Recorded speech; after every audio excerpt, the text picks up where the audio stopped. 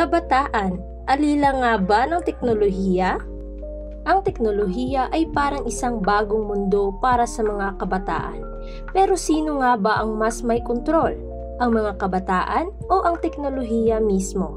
Bawat isa sa atin ay naghahangad na makatagpo ng isang bagay na magpupuno sa ating kakulangan. Isang bagay na magpaparamdam sa atin kung gaano tayo kahalaga at tutulong upang mahubog pa natin ang ating pagkatao. Isang bagay na magiging dahilan para lubusan nating maunawaan ang tunay na kahulugan ng salitang kaligayahan. Ngunit masasabi ba nating puro na lang kaligayahan ang hatid nito? Makikita natin sa ating paligid ang mga kabataan na tila nahuhumaling sa kanilang mga gadgets. Para silang may sariling mundo kung saan ang mga likes, comments at notifications ang nagsisilbing batayan ng kanilang halaga. Sa halip na mag-usap at mag-bonding, mas pinipili na lang ng ilan na mag-scroll sa kanilang mga social media accounts na nagre-resulta sa pagkawala ng tunay na pakikipag-ugnayan. Pagdating naman sa mga akademikong gawain, tila nagiging kasangkapan na lang ang Google at Wikipedia. Ang mga assignment at proyekto ay madalas na nagiging resulta ng simpleng copy-paste.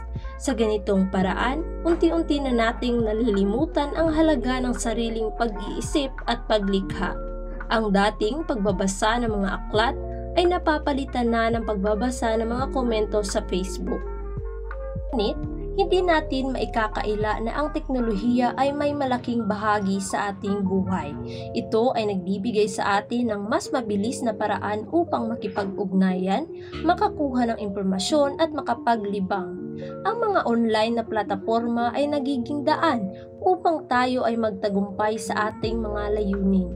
Ang problema ay ang sobrang pag-adepende natin dito. Mga kabataan, mahalaga na pag-isipan natin ang ating relasyon sa teknolohiya. Alila ba tayo nito o dapat tayong maging mga tagapagkontrol nito? Tayo ang may kapangyarihan na magdikta kung paano natin gagamitin ang mga makabagong kagamitan.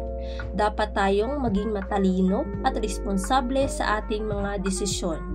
Ang teknolohiya ay narito upang magbigay ng tulong, ngunit hindi dapat maging hadlang sa ating pag-unlad bilang mga individual.